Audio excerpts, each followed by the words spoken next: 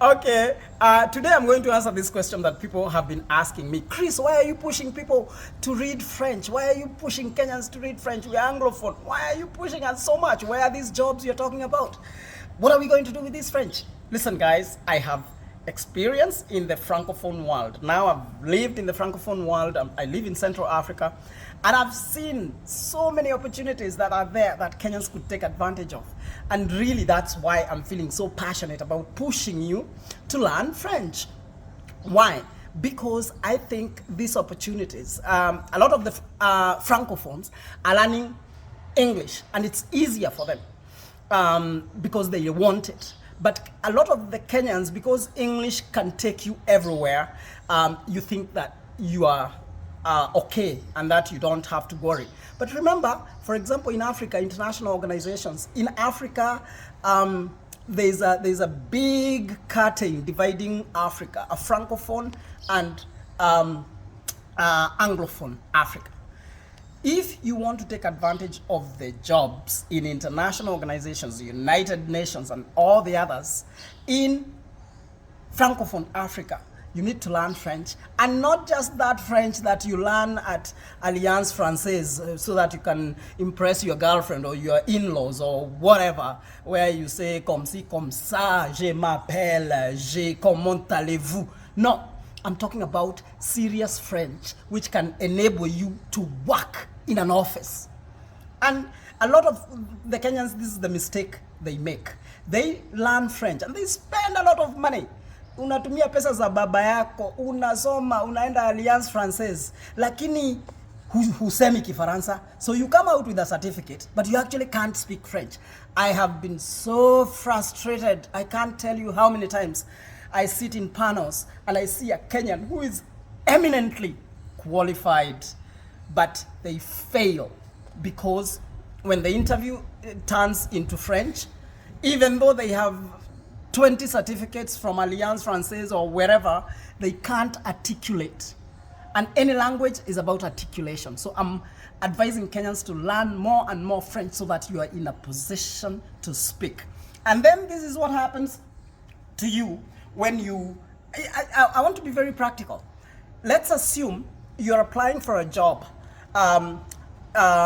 in the United Nations or in an international organization. So I'm not just talking about United Nations here. In an international organization, you're applying for a job, and the job you're applying for requires English. What happens? You are in a big pool that has people from Zimbabwe, has people from the UK, has Americans, has people from, all over the world, because Chinese even, because English is very, very popular. So when you apply for that job, what's going to happen? You're going to go into that pool and you're going to compete with everybody who is in there. That is what happens when you only have English. Now, you apply for a job which requires to be done in French. What happens? If you have French, you go into a pool this small. And in that pool, you will be able to compete more. This is all I am saying. You can keep your English, and it's very, very good. English is a very important language, and it's known all over the world. It's the language of commerce. But when you apply for a job, you go into a multitude. That's why many Kenyans keep saying, oh, these organizations, they never consider us because I've been applying, I've never been considered. Of course, you're being considered, but so are the other thousands of people being considered. What I'm trying to tell Kenyans, learn French, go into this pool. Into this pool, you will find there are fewer people.